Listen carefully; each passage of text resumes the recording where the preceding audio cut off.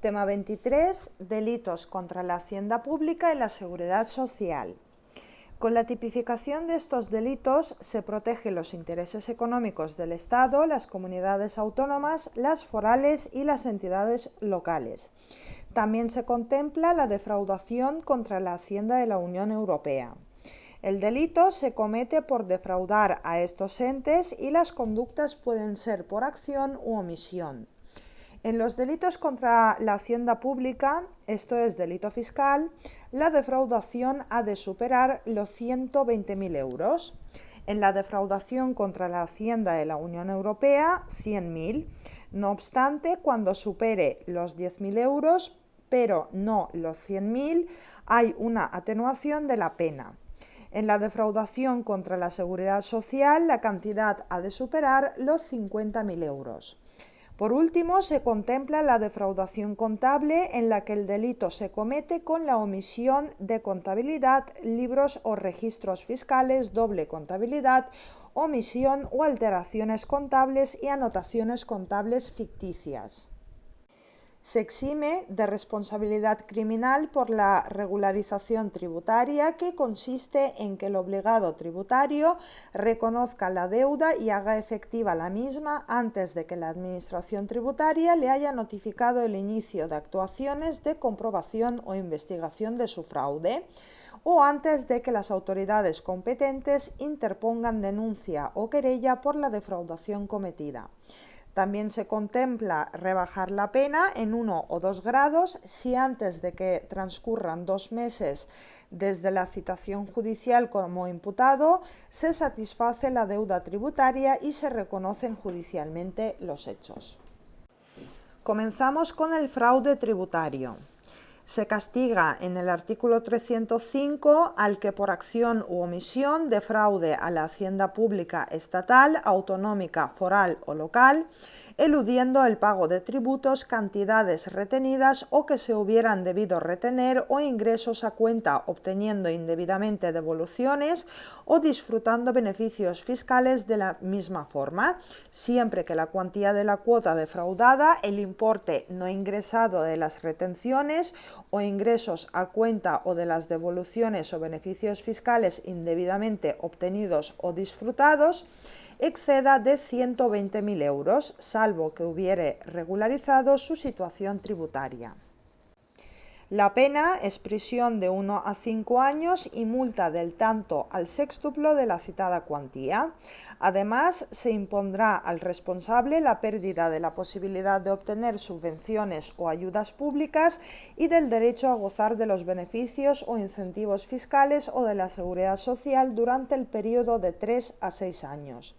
Hay que tener presente el inciso final del artículo, que dice que salvo que hubiera regularizado su situación tributaria, pues en estos casos el sujeto está exento de responsabilidad penal.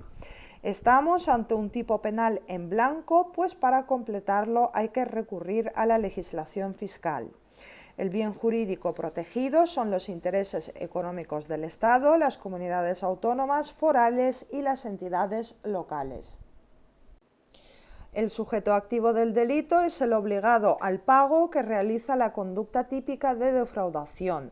El sujeto pasivo es la hacienda estatal, autonómica, foral o local.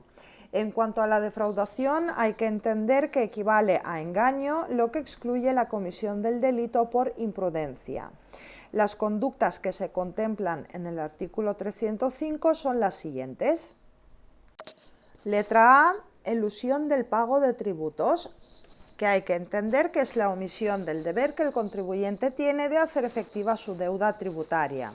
El concepto de tributo es básico para reconocer el fraude fiscal y estos se clasifican en tasas, contribuciones especiales e impuestos.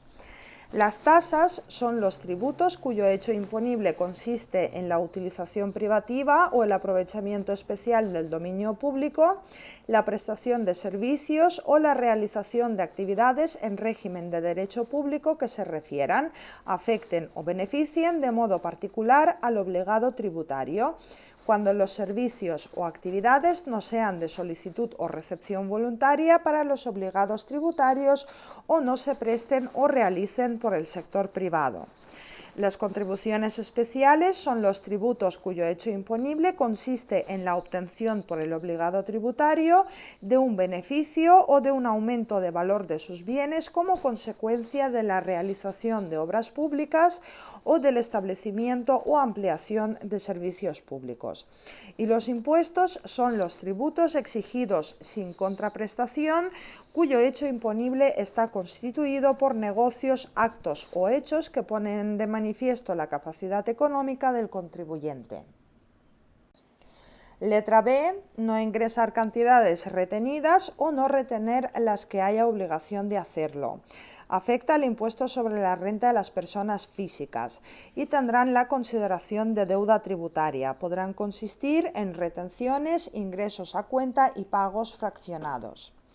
Letra C. Obtención indebida de devoluciones. El autor de la defraudación consigue que se le reintegre por parte de las administraciones públicas una cantidad de dinero superior a 120.000 euros, simulando situaciones irreales de deducciones no existentes. Y letra D. Disfrute indebido de beneficios fiscales que abarcará todo tipo de bonificaciones, deducciones, desgravaciones y exenciones tributarias. En cuanto a las causas de justificación, el estado de necesidad no es posible, pues entre una colisión de intereses públicos y privados o entre el deber de pagar a un acreedor privado o al erario, nunca podrá hablarse de causación de un mal menor o igual, por tener siempre la primacía los intereses y deberes públicos. Podría estimarse en algunos supuestos como dedicar el dinero a comprar medicinas por una enfermedad grave. La imposibilidad de efectuar el pago del impuesto por carecer de medios para ello habrá de reconducirse a los supuestos de exclusión de la acción. Quien declara correctamente a Hacienda sus deudas tributarias y no puede pagar, no hay engaño, aunque la falta de pago ha de ser consecuencia de una imposibilidad material de poder hacerlo, y siempre que la situación de insolvencia no la haya buscado a propósito el sujeto obligado tributariamente. Solo son posibles las conductas dolosas, siendo suficiente el dolo eventual.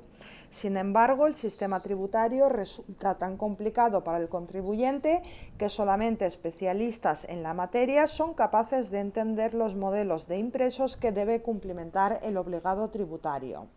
Esto nos lleva al tema del error, donde son perfectamente concebibles tanto el error de tipo como el de prohibición vencible o invencible.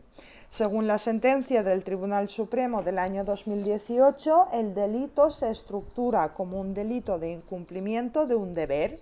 La obligación de tributar aparece consignada en la norma y corresponde a todo ciudadano, bien mediante el abono de la cuota devengada o bien expresando que no es procedente su abono por las causas legalmente previstas, que supone una exención al cumplimiento del deber.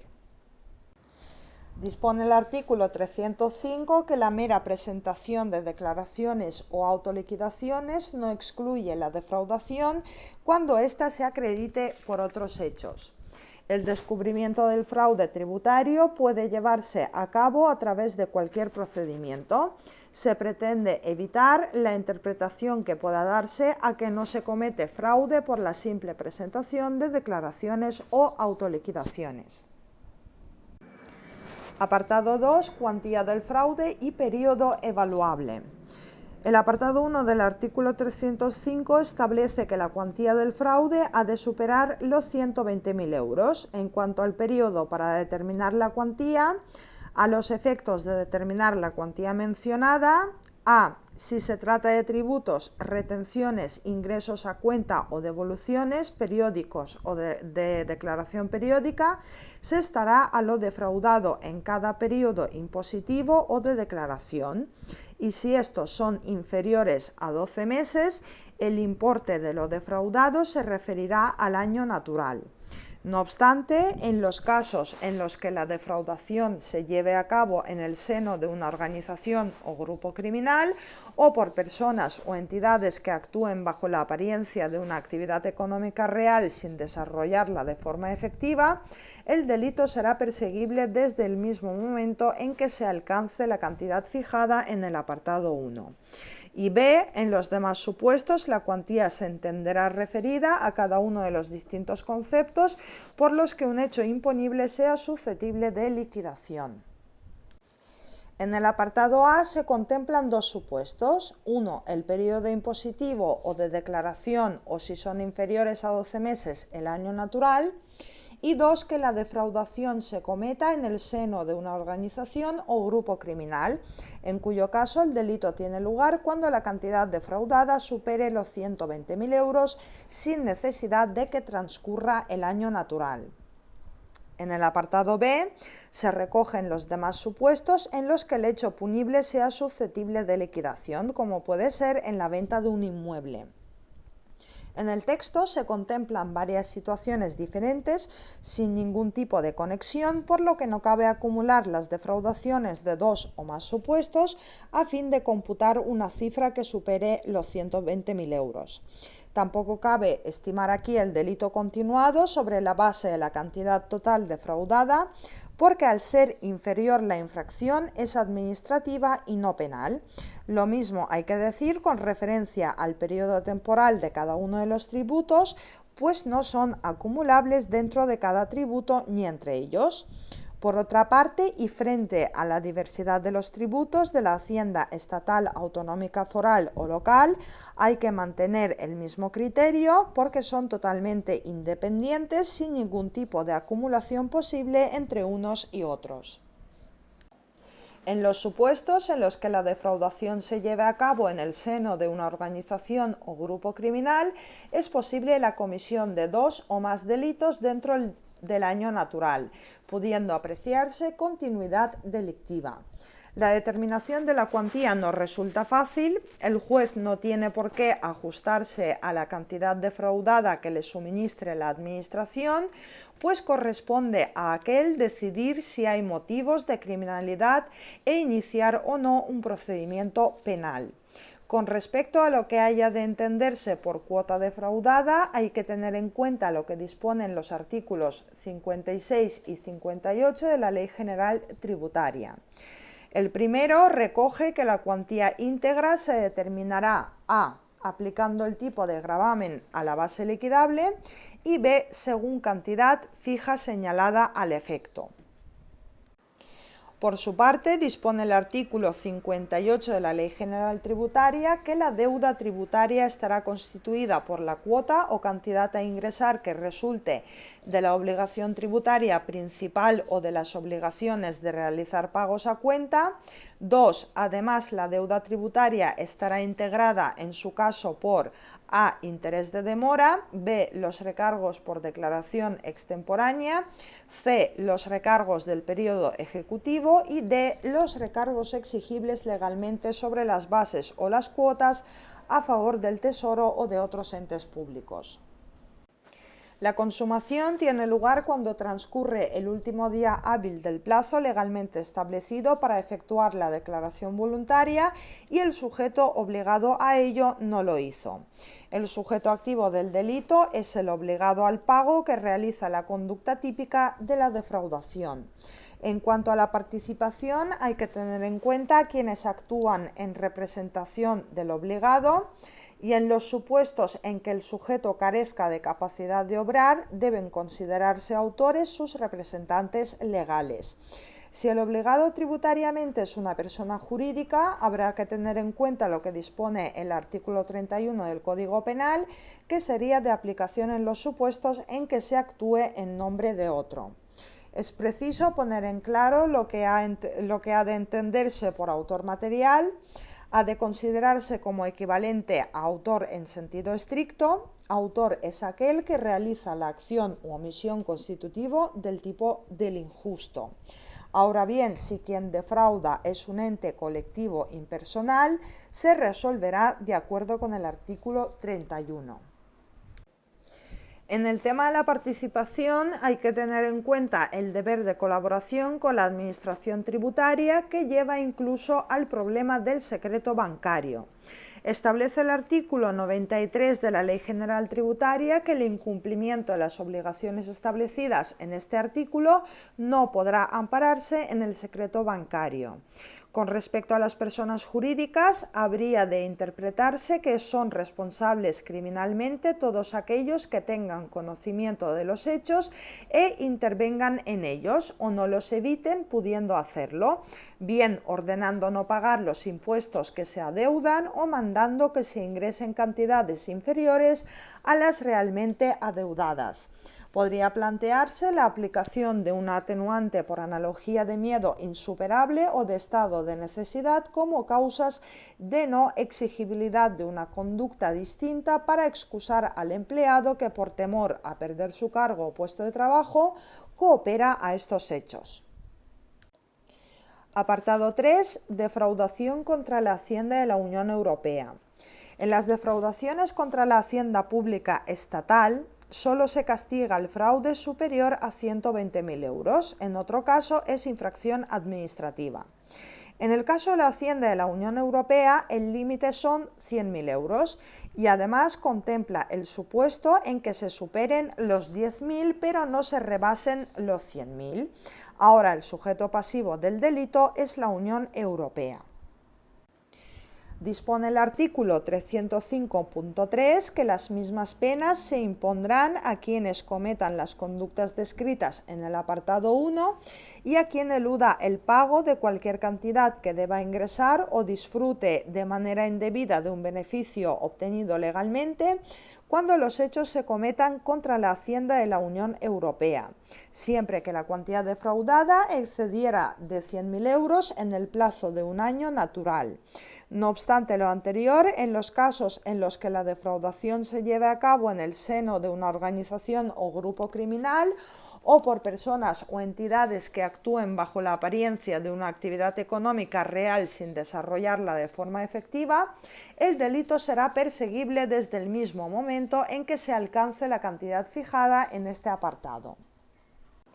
La pena es prisión de 1 a 5 años y multa del tanto al sextuplo de la citada cuantía. Además, se impondrá al responsable la pérdida de la posibilidad de obtener subvenciones o ayudas públicas y del derecho a gozar de los beneficios o incentivos fiscales o de la seguridad social durante el periodo de 3 a 6 años.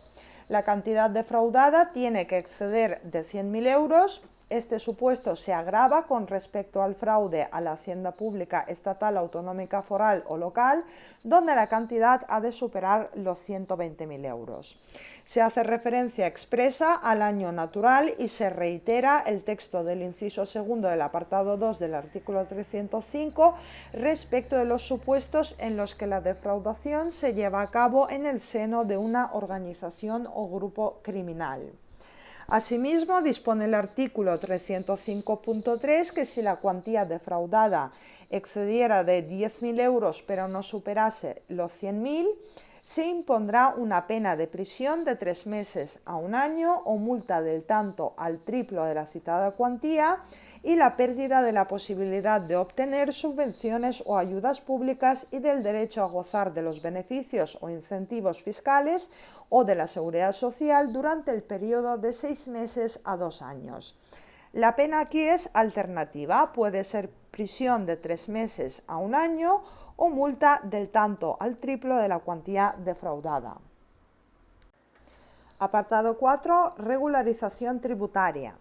Dispone el artículo 305.4 que se considerará regularizada la situación tributaria cuando se haya procedido por el obligado tributario al completo reconocimiento y pago de la deuda tributaria antes de que la Administración tributaria se le haya notificado el inicio de actuaciones de comprobación o investigación, o en el caso de que tales actuaciones no se hubieran producido antes de que el Ministerio Fiscal, el abogado del Estado o el representante procesal de la Administración autonómica, foral o local de la que se trate interponga querella o denuncia contra aquel dirigida, o antes de que el Ministerio Fiscal o el juez de instrucción realicen actuaciones que le permitan tener conocimiento formal de la iniciación de diligencias.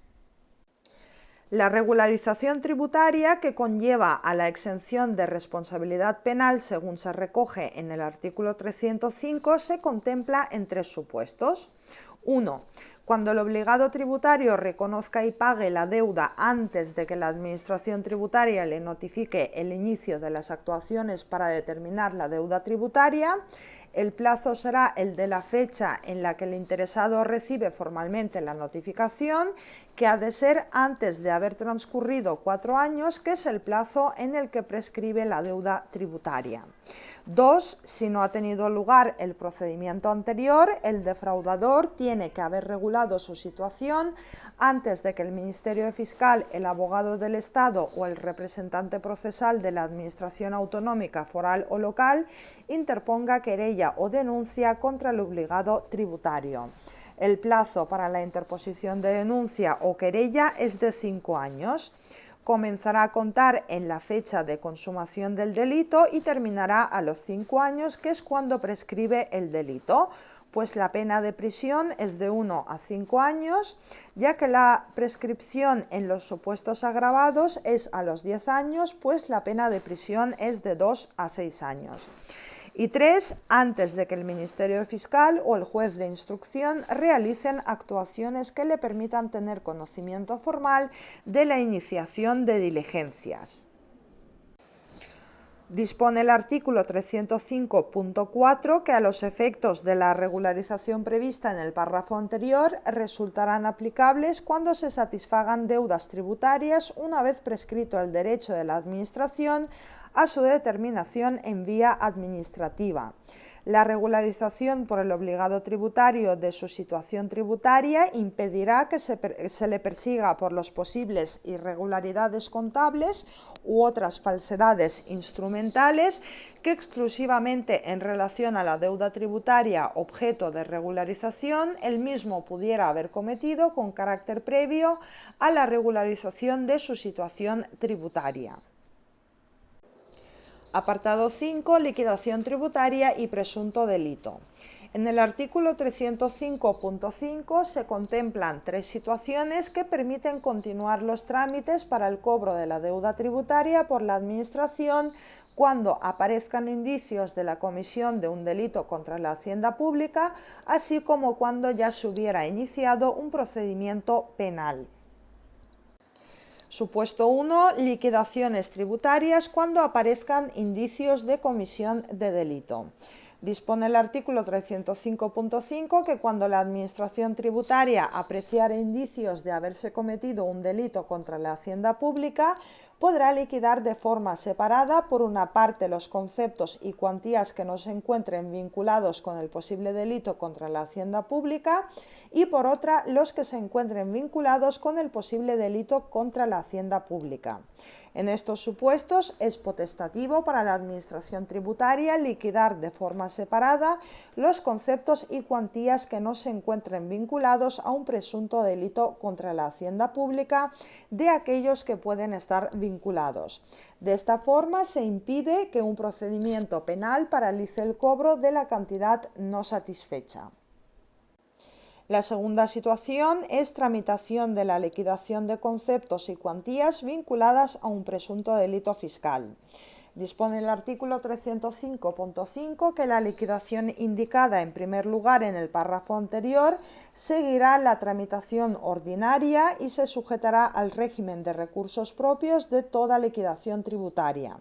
Y la liquidación que en su caso derive de aquellos conceptos y cuantías que se encuentren vinculados con el posible delito contra la hacienda pública seguirá la tramitación que al efecto establezca la normativa tributaria, sin perjuicio de que finalmente finalmente se ajuste a lo que se decida en el proceso penal.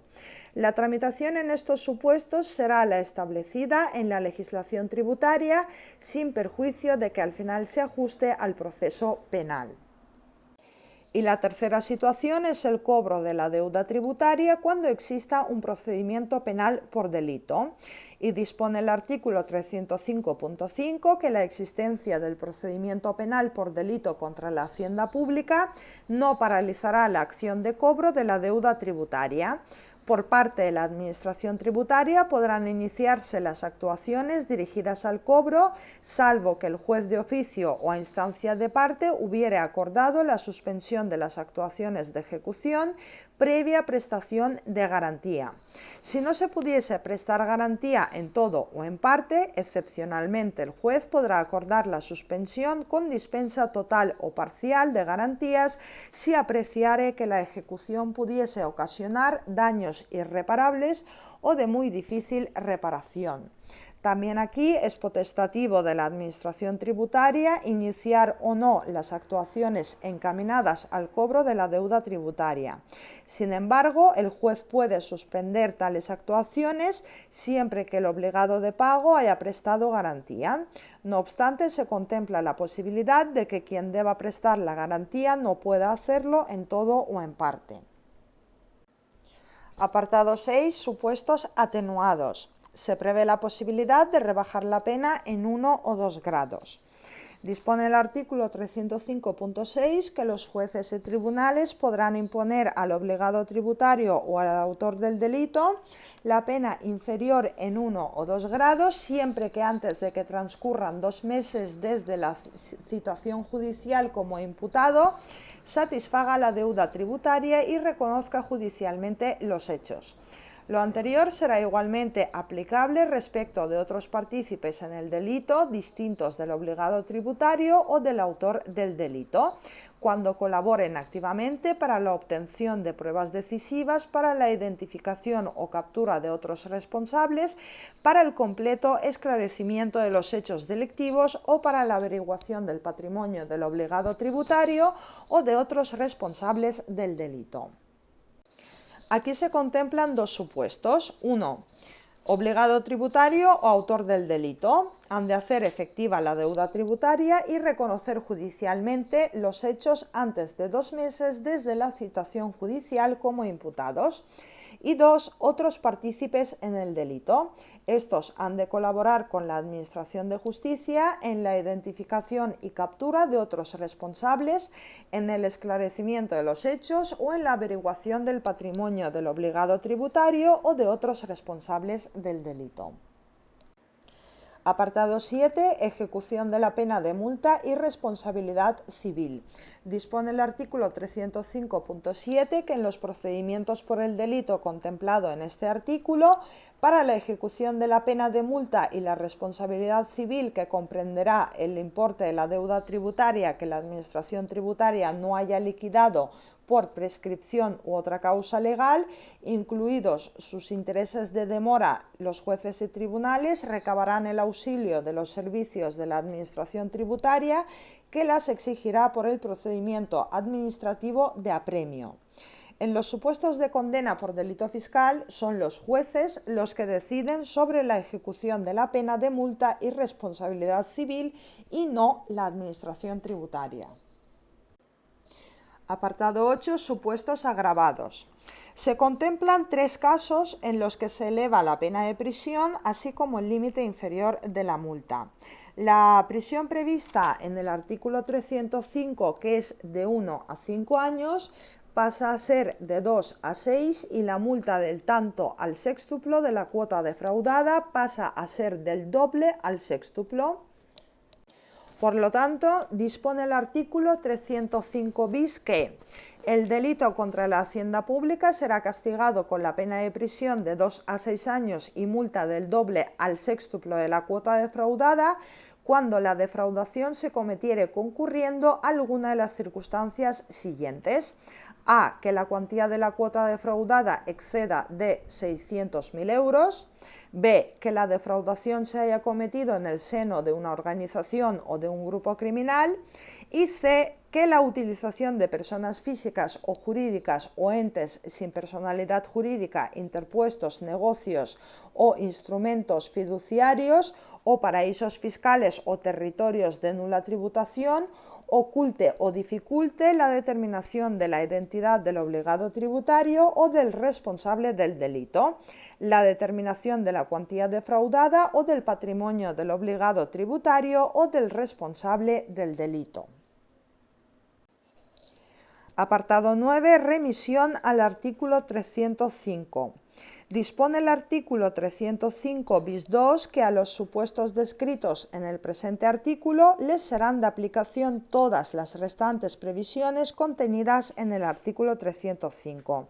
En estos casos, además de las penas señaladas, se impondrá al responsable la pérdida de la posibilidad de obtener subvenciones o ayudas públicas y del derecho a gozar de los beneficios o incentivos fiscales o de la seguridad social durante el periodo de 4 a 8 años. La remisión a las previsiones del artículo 305 comprende la exención de responsabilidad criminal. Y apartado 10, defraudación de los presupuestos generales de la Unión Europea y otros administrados por esta en cuantía superior a 50.000 euros. Se castiga en el artículo 306 al que por acción u omisión defraude a los presupuestos generales de la Unión Europea u otros administrados por esta en cuantía superior a 50.000 euros, eludiendo el pago de cantidades que se deban a ingresar o dando a los fondos obtenidos una aplicación distinta de aquella a que estuvieran destinados, o obteniendo indebidamente fondos, falseando las condiciones requeridas para su concesión u ocultando las que la hubieran impedido. La pena en este caso es prisión de 1 a 5 años y multa del tanto al sextuplo de la citada cuantía y la pérdida de la posibilidad de obtener subvenciones o ayudas públicas y del derecho a gozar de los beneficios o incentivos fiscales o de la seguridad social durante el periodo de 3 a 6 años. Pasamos a los delitos contra la seguridad social. Apartado 1, tipo básico. El artículo 307 castiga al que por acción u omisión defraude a la seguridad social eludiendo el pago de las cuotas de esta y conceptos de recaudación conjunta, obteniendo indebidamente devoluciones de las mismas o disfrutando de deducciones por cualquier concepto, asimismo de forma indebida, siempre que la cuantía de las cuotas defraudadas o de las devoluciones o deducciones indebidas exceda de 50.000 euros, salvo que hubiera regularizado su situación en la seguridad social. La pena es prisión de 1 a 5 años y multa del tanto al sextuplo de la citada cuantía. Además, se impondrá al responsable la pérdida de la posibilidad de obtener subvenciones o ayudas públicas y del derecho a gozar de los beneficios o incentivos fiscales o de la seguridad social durante el periodo de 3 a 6 meses.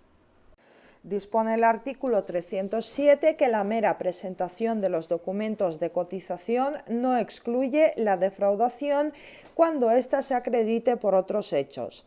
Se incluye este párrafo para evitar ciertas formas de engaño. El bien jurídico protegido es el patrimonio de la seguridad social. El sujeto activo es el obligado que elude el pago realizando la conducta típica de defraudación y el sujeto pasivo es la seguridad social. Los supuestos que se contemplan son la elusión del pago de las cuotas de la seguridad social y concepto de recaudación conjunta, la obtención indebida de devoluciones y el disfrute indebido de deducciones. No caben las conductas imprudentes, siendo preciso el ánimo de lucro que se deduce de la finalidad defraudatoria. Asimismo, dispone el artículo 307.2 que a los efectos de determinar la cuantía mencionada en el apartado anterior, se estará al importe total defraudado durante 4 años naturales. Apartado 2. Regularización de la deuda y exención de responsabilidad penal. Dispone el artículo 307.3 que se considerará regularizada la situación ante la Seguridad Social cuando se haya procedido por el obligado frente a la Seguridad Social al completo reconocimiento y pago de la deuda antes de que se le haya notificado la iniciación de actuaciones inspectoras dirigidas a la determinación de dichas deudas, o en caso de que tales actuaciones no se hubieran producido antes de que el Ministerio Fiscal o el letrado de la Seguridad Social interponga querella o denuncia contra aquel dirigida, o antes de que el Ministerio Fiscal o el juez de instrucción realicen actuaciones que le permitan tener conocimiento formal de la iniciación de diligencias. Asimismo, los efectos de la regularización prevista en el párrafo anterior resultarán aplicables cuando se satisfagan deudas ante la Seguridad Social una vez prescrito el derecho de la Administración a su determinación en vía administrativa. En las infracciones fiscales, la prescripción administrativa es a los 4 años y en la penal a los 5, y en algunos supuestos a los 10. Dispone el artículo 307.3 que la regularización de la situación ante la Seguridad Social impedirá que a dicho sujeto se le persiga por las posibles irregularidades contables u otras falsedades instrumentales que exclusivamente en relación a la deuda objeto de regularización él mismo pudiera haber cometido con carácter previo a la regularización de su situación. Apartado 3. Liquidación y cobro de la deuda mediante el procedimiento penal por delito. Dispone el artículo 307.4 que la existencia de un procedimiento penal por delito contra la Seguridad Social no paralizará el procedimiento administrativo para la liquidación y cobro de la deuda contraída con la Seguridad Social, salvo que el juez lo acuerde previa prestación de garantía. En el caso de que no se pudiese prestar garantía en todo o en parte, el juez, con carácter excepcional, podrá acordar la suspensión con dispensa total o parcial de las garantías en el caso de que apreciara que la ejecución pudiera ocasionar daños irreparables o de muy difícil reparación. La liquidación administrativa se ajustará finalmente a lo que se decida en el proceso penal. Apartado 4. Supuestos atenuados. Establece el artículo 307.5 que los jueces y tribunales podrán imponer al obligado frente a la Seguridad Social o al autor del delito la pena inferior en 1 o 2 grados siempre que antes de que transcurran 2 meses desde la citación judicial como imputado satisfaga la deuda con la Seguridad Social y reconozca judicialmente los hechos.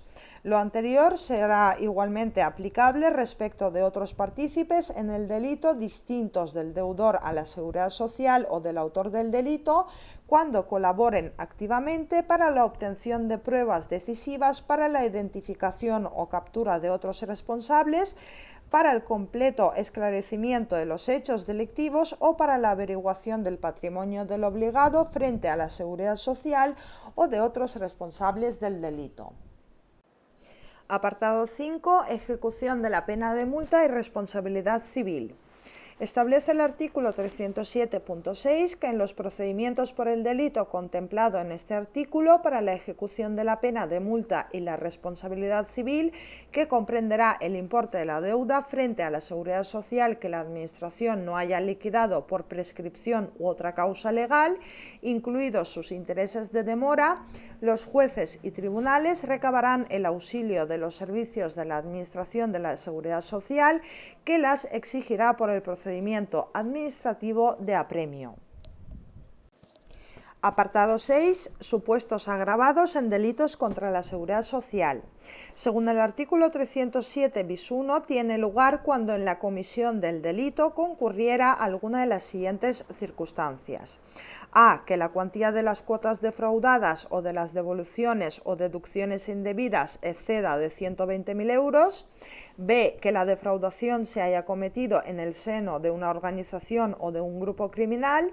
Y C. Que la utilización intervención de personas físicas o jurídicas o entes sin personalidad jurídica interpuestos, negocios o instrumentos fiduciarios o paraísos fiscales o territorios de nula tributación, oculte o dificulte la determinación de la identidad del obligado frente a la Seguridad Social o del responsable del delito, la determinación de la cuantía defraudada o del patrimonio del obligado frente a la Seguridad Social o del responsable del delito. En este caso, la pena es prisión de 2 a 6 años y multa del doble al sextuplo de la cuantía. Además, se impondrá al responsable la pérdida de la posibilidad de obtener subvenciones o ayudas públicas y del derecho a gozar de los beneficios o incentivos fiscales o de la Seguridad Social durante el periodo de 4 a 8 años. Apartado 8. Disfrute de prestaciones del sistema de seguridad social por medio de error provocado u ocultación de hechos. Se castiga en el artículo 307 ter 1 a quien obtenga para sí o para otro el disfrute de prestaciones del sistema de la seguridad social, la prolongación indebida del mismo o facilite a otros su obtención por medio del error provocado mediante la simulación o tergiversación de hechos o la ocultación consciente de hechos de los que tenía el deber de informar, causando con ello un perjuicio a la administración pública. La pena es prisión de 6 meses a 3 años y además se impondrá al responsable la pérdida de la posibilidad de obtener subvenciones y del derecho a gozar de los beneficios o incentivos fiscales o de la seguridad social durante el periodo de 3 a 6 años. Es necesario que se cause perjuicio a la Administración, no se especifica la cuantía, aunque se prevé una atenuación cuando el importe defraudado no revista especial gravedad. La valoración queda al arbitrio del juez. Apartado 9. Supuestos atenuados. Dispone el artículo 307 ter 1 que cuando los hechos a la vista del importe defraudado, de los medios empleados y de las circunstancias personales del autor no revistan especial gravedad. Apartado 10. Supuestos agravados. Dispone el artículo 307 ter 2 que cuando el valor de las prestaciones fuera superior a 50.000 euros o hubiera concurrido cualquiera de las circunstancias a las que se refieren las letras B o C del artículo 307 bis, la pena es prisión de 2 a 6 años y multa del tanto al sextuplo. Además de las penas señaladas, se impondrá al responsable la pérdida de la posibilidad de obtener subvenciones y del derecho a gozar de los beneficios o incentivos fiscales o de la seguridad social durante el periodo de 4 a 8 años. Apartado 11. Exención de responsabilidad criminal por el reintegro de la cantidad recibida. Dispone el artículo 307 ter 3 que quedará exento de responsabilidad criminal en relación con las conductas descritas en los apartados anteriores el que reintegre una cantidad equivalente al valor de la prestación recibida incrementada en un interés anual equivalente al interés legal del dinero aumentado en 2 puntos porcentuales desde el momento en que las percibió antes de que se le haya notificado la iniciación de actuaciones de inspección y control en relación con las mismas o en el caso de que tales actuaciones no se hubieran producido antes de que el Ministerio Fiscal, el abogado del Estado, el letrado de la Seguridad Social o el representante de la Administración autonómica o local de que se trate interponga querella o denuncia contra aquel dirigida o antes de que el Ministerio Fiscal o el juez de instrucción realicen actuaciones que le permitan tener conocimiento formal de la iniciación de diligencias. El reintegro de la cantidad equivalente al valor de la recibida se incrementa en 2 puntos porcentuales desde que se recibió la prestación. Apartado 12. Exención de responsabilidad penal por las falsedades instrumentales previas a la regularización.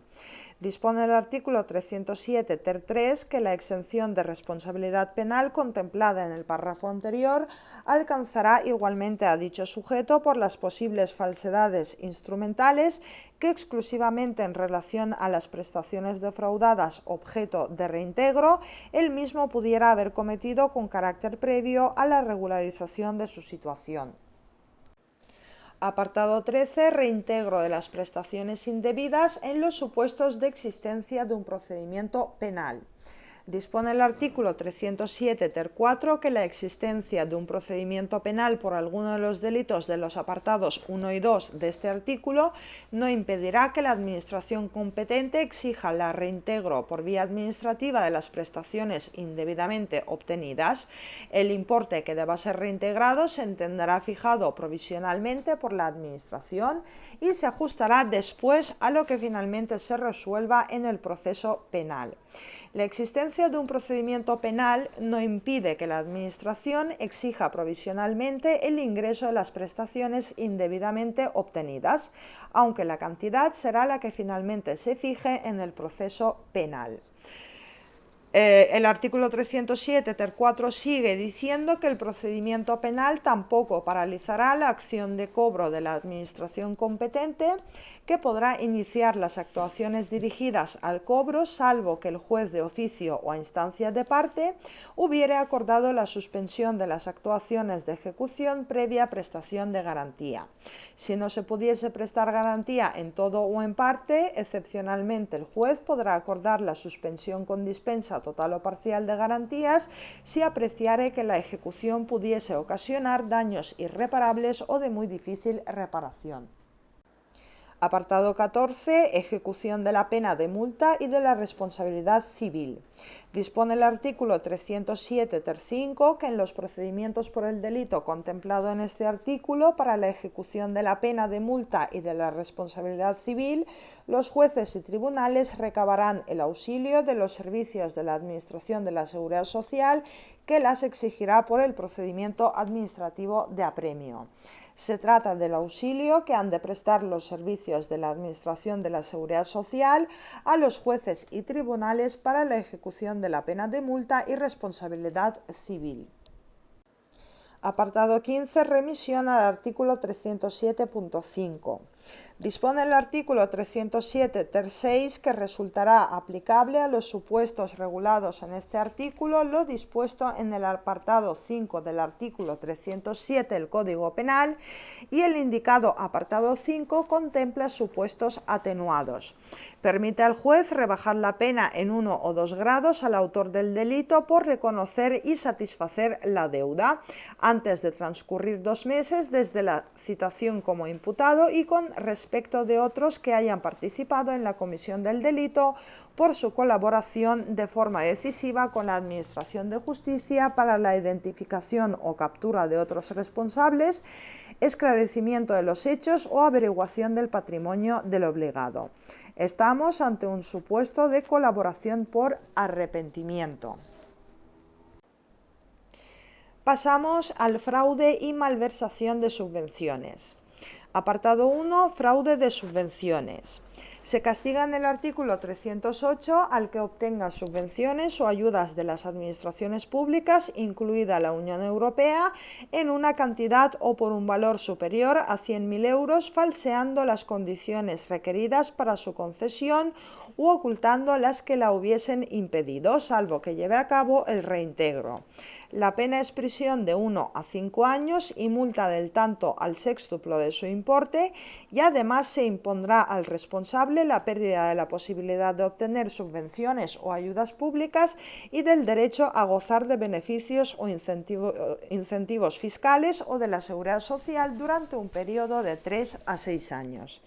Se da aquí por parte del autor un comportamiento previo falsario para conseguir de forma ilícita subvenciones que la emparentan con la estafa, pues aunque de modo explícito no se recoja, existe ánimo de lucro y mediante los procedimientos falsarios se induce a error al organismo público correspondiente para que se conceda la subvención o desgravación.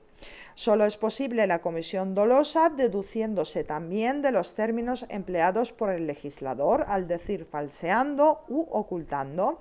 Por esta razón, el error del tipo no podría operar aquí para incriminar formas imprudentes en los supuestos de error vencible.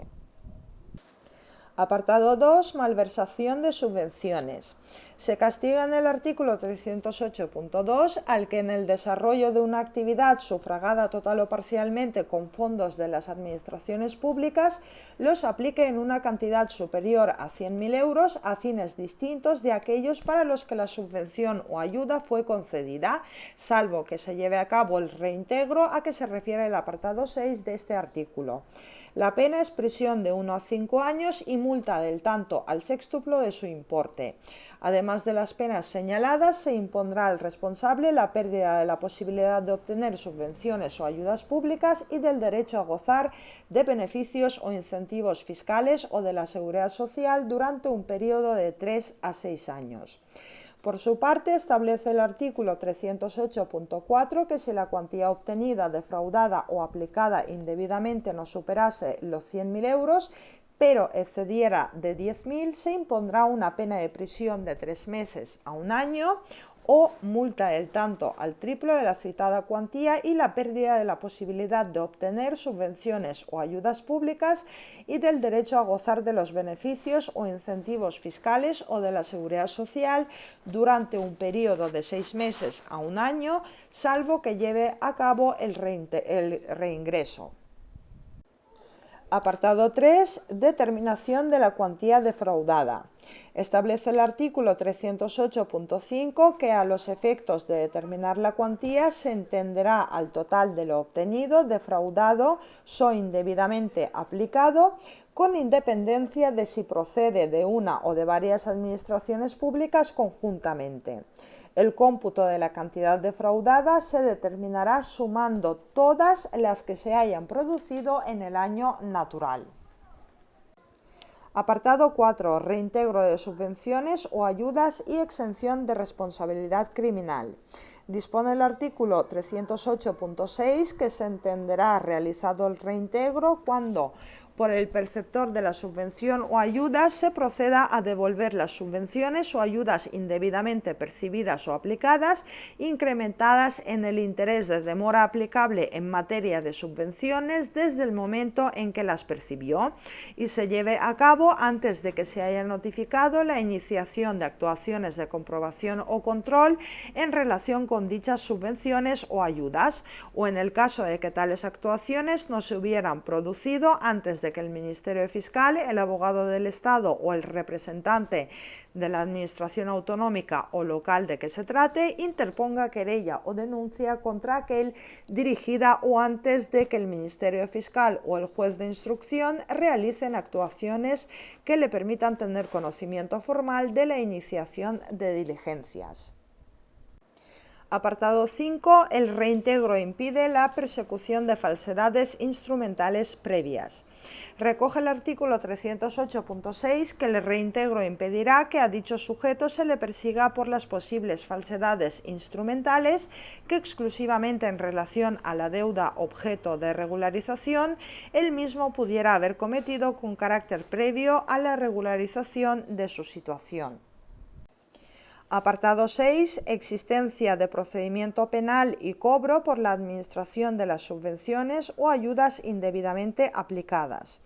Recoge el artículo 308.7 que la existencia de un procedimiento penal por alguno de los delitos de los apartados 1, 2 y 4 de este artículo no impedirá que la Administración competente exija el reintegro por vía administrativa de las subvenciones o ayudas indebidamente aplicadas. El importe que deba ser reintegrado se entenderá fijado provisionalmente por la Administración y se ajustará después a lo que finalmente se resuelva en el proceso penal. Un procedimiento penal por la obtención de subvenciones o ayudas públicas falseando u ocultando las condiciones requeridas o por aplicación a fines distintos para las que fueron concedidas no impedirá que la Administración exija la devolución por vía administrativa, aunque de forma provisional, pues finalmente se ajustará a lo que se resuelva en el proceso penal. Apartado 7. Suspensión judicial de la ejecución del cobro iniciado por la Administración. Recoge el artículo 308.7 que el procedimiento penal tampoco paralizará la acción de cobro de la Administración, que podrá iniciar las actuaciones dirigidas al cobro, salvo que el juez, de oficio o a instancia de parte, hubiere acordado la suspensión de las actuaciones de ejecución previa prestación de garantía. Si no se pudiere prestar garantía en todo o en parte, excepcionalmente el juez podrá acordar la suspensión con dispensa total o parcial de garantías si apreciare que la ejecución pudiese ocasionar daños irreparables o de muy difícil reparación. Aunque el procedimiento penal no paraliza las acciones por parte de la Administración del cobro de las subvenciones o ayudas, el juez puede suspender la previa prestación de garantías, aunque puede prescindir si ello ocasionare daños irreparables o de muy difícil reparación. Apartado 8. Supuestos atenuados. Se prevé la posibilidad de rebajar la pena en 1 o 2 grados si se procede al reintegro dentro del plazo de 2 meses desde que el responsable fue citado judicialmente como imputado. También es aplicable a otros partícipes que colaboren con la justicia. Recoge, por lo tanto, el artículo 308.8 que los jueces y tribunales podrán imponer al responsable de este delito la pena inferior en 1 o 2 grados, siempre que antes de que transcurran 2 meses desde la citación judicial como investigado, lleve a cabo el reintegro a que se refiere el apartado 6 y reconozca judicialmente los hechos. Lo anterior será igualmente aplicable respecto de otros partícipes en el delito distintos del obligado al reintegro o del autor del delito, cuando colaboren activamente para la obtención de pruebas decisivas para la identificación o captura de otros responsables, para el completo esclarecimiento de los hechos delictivos o para la averiguación del patrimonio del obligado o del responsable del delito. Estamos, pues, ante un supuesto de arrepentimiento. Pasamos a la suspensión de la ejecución de la pena. El artículo 308 bis 1 establece que la suspensión de la ejecución de las penas impuestas por alguno de los delitos regulados en este título se regirá por las disposiciones contenidas en el capítulo 3 del título 3 del libro 1 de este código, completadas por las siguientes reglas. 1. Abono de la deuda tributaria o con la Seguridad Social. La suspensión de la ejecución de la pena de prisión impuesta requerirá, además del cumplimiento de los requisitos regulados en el artículo 80, que el penado haya abonado la deuda tributaria o con la Seguridad Social o que haya procedido al reintegro de las subvenciones o ayudas indebidamente recibidas o utilizadas. 2. Asumir el compromiso de satisfacer la deuda tributaria o frente a la Seguridad Social. Este requisito se entenderá cumplido cuando el penado asuma el compromiso de satisfacer la deuda tributaria, la deuda frente a la Seguridad Social o de proceder al reintegro de las subvenciones o ayudas indebidamente recibidas o utilizadas y las responsabilidades civiles de acuerdo a su capacidad económica y de facilitar el decomiso acordado y sea razonable esperar que el mismo será cumplido. La suspensión no se concederá cuando conste que el penado ha facilitado información inexacta o insuficiente sobre su patrimonio. 3. Notificación judicial a entes afectados. La resolución por la que el juez o tribunal conceda la suspensión de la ejecución de la pena será comunicada a la representación procesal de la Hacienda Pública Estatal, Autonómica, Local o Foral, de la Seguridad Social o de la Administración que hubiera concedido la subvención o ayuda. 4. Revocación de la suspensión. El juez o tribunal revocarán la suspensión y ordenarán la ejecución de la pena, además de en los supuestos del artículo 86, cuando el penado no dé cumplimiento al compromiso de pago de la deuda tributaria o con la Seguridad Social, al de reintegro de las subvenciones y ayudas indebidamente recibidas o utilizadas, o al de pago de las responsabilidades civiles, siempre que tuviera capacidad económica para ello o facilite información inexacta o insuficiente sobre su patrimonio. En estos casos, el juez de vigilancia penitenciaria podrá denegar la concesión de la libertad condicional. Y 5. Insuficiencia patrimonial del responsable.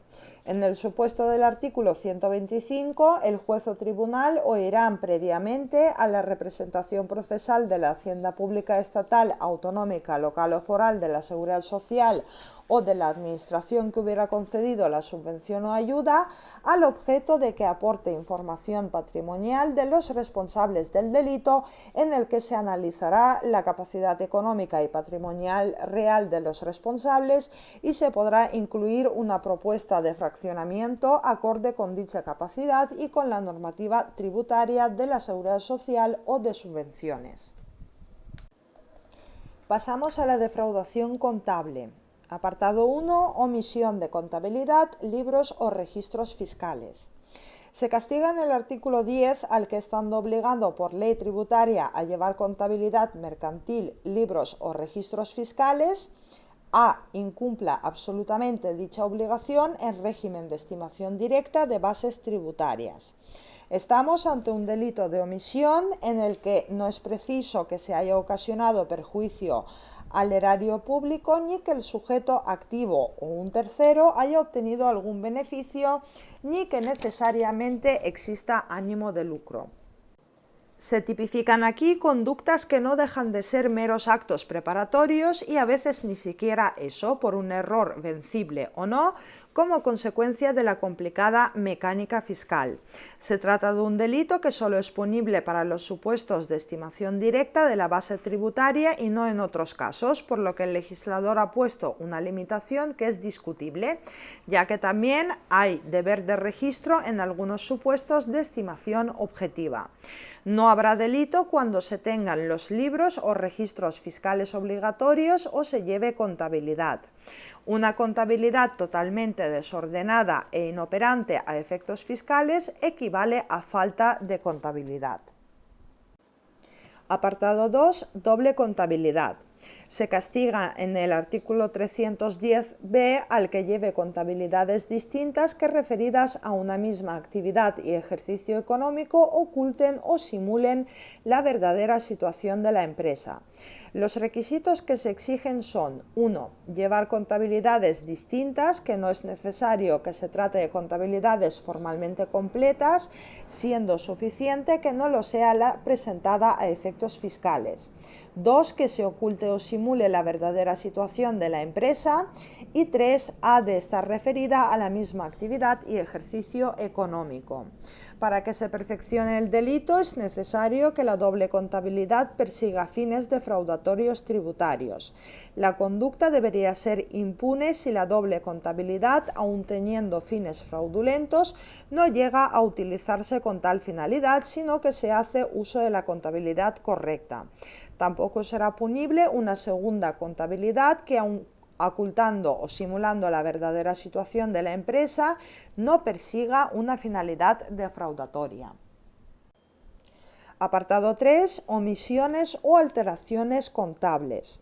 Se castigan en el artículo 310c al que no hubiere anotado en los libros obligatorios negocios, actos, operaciones o en general transacciones económicas, o los hubiera anotado con cifras distintas a las verdaderas.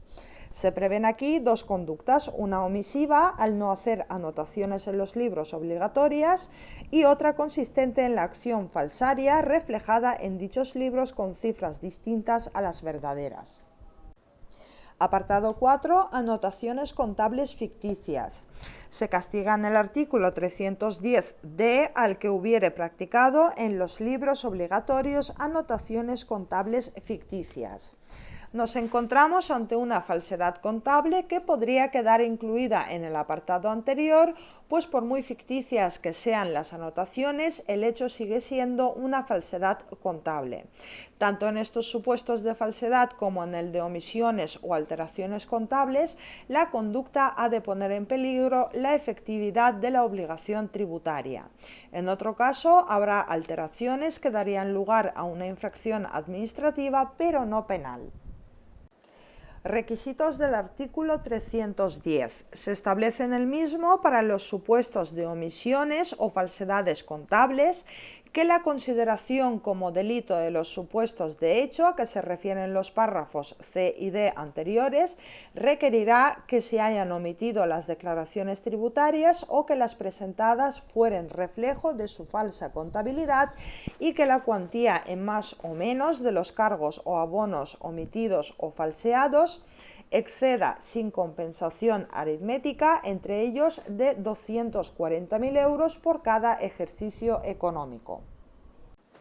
De lo anterior se desprende que para que se perfeccione el delito se necesita que se hayan omitido las declaraciones tributarias o que las presentadas fueran reflejo de una falsa contabilidad y que la cuantía en más o en menos de los cargos o abonos o las falseadas exceda de los 240.000 euros por cada ejercicio económico. La pena es prisión de 5 a 7 meses para todos los supuestos del artículo 310. Solo son posibles los comportamientos dolosos, excluyéndose por tanto las formas imprudentes, pues los errores contables por imprudencia son impunes. Es posible la concurrencia de error de tipo o error de prohibición vencible o invencible. La consumación para el supuesto A hay que entender que se da cuando quien, estando legalmente obligado por ley tributaria a llevar contabilidad mercantil o libros de registros fiscales, no los llevará. En el supuesto B, cuando al ser requerido quien llevara la doble contabilidad presentara la destinada a conseguir la defraudación, y en los supuestos de los apartados C y D también cuando se presente la contabilidad falseada o cuando finalice el plazo en que debió presentarse, siendo necesario además la concurrencia de los requisitos exigidos del artículo 310. No es imaginable la tentativa. En cuanto a la participación, teniendo en cuenta que el sujeto activo será el obligado por ley tributaria a llevar contabilidad mercantil, libros o registros fiscales, solo estos en principio pueden ser autores del delito, lo que no impide que terceros intervengan como inductores, cooperadores necesarios o cómplices. Pasamos a la responsabilidad de las personas jurídicas. Dispone el artículo 310 bis que cuando, de acuerdo con lo establecido en el artículo 31 bis, una persona jurídica sea responsable de los delitos recogidos en este título, se le impondrán las siguientes penas. A. Multa del tanto al doble de la cantidad defraudada o indebidamente obtenida si el delito cometido por la persona física tiene prevista una pena de prisión de más de 2 años. B. Multa del doble al cuádruple de la cantidad defraudada o indebidamente obtenida si el delito cometido por la persona física tiene prevista una pena de prisión de más de 5 años. Y C. Multa de 6 meses a 1 año en los supuestos recogidos en el artículo 310. Además de las señaladas, se impondrá a la persona jurídica responsable la pérdida de la posibilidad de obtener subvenciones o ayudas públicas y del derecho a gozar de los beneficios o incentivos fiscales o de la seguridad social durante el periodo de 3 a 6 años. Podrá imponerse la prohibición para contratar con las administraciones públicas. Y terminamos el tema con el procedimiento sancionador y delito contra la hacienda pública. Cuando la Administración tributaria aprecie indicios de delito contra la hacienda pública, se continuará la tramitación del procedimiento con arreglo a las normas generales que resulten de aplicación, sin perjuicio de que se pase el tanto de culpa a la jurisdicción competente o se remita el expediente al Ministerio Fiscal.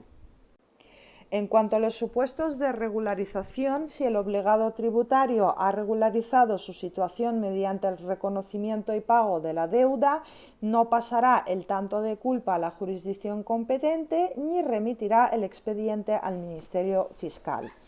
Y respecto a la prescripción, de acuerdo con lo que dispone el artículo 131 del Código Penal, los delitos contra la hacienda pública y contra la seguridad social prescriben a los 5 años, cuando el límite superior de la pena de prisión no supere los 5 años, y a los 10 para los supuestos donde el máximo de la pena es de 6 años. Y los plazos, según el artículo 66 de la Ley General Tributaria, prescribirán a los 4 años los siguientes derechos. A. El derecho de la Administración para determinar la deuda tributaria mediante la oportuna liquidación. B. El derecho de la Administración para exigir el pago de las deudas tributarias liquidadas y autoliquidadas. C. El derecho a solicitar las devoluciones derivadas de la normativa de cada tributo, las devoluciones de ingresos indebidos y el reembolso del coste de las garantías. Y D. El derecho a obtener las devoluciones derivadas de la normativa de cada tributo, las devoluciones de ingresos indebidos y el reembolso del coste de las garantías.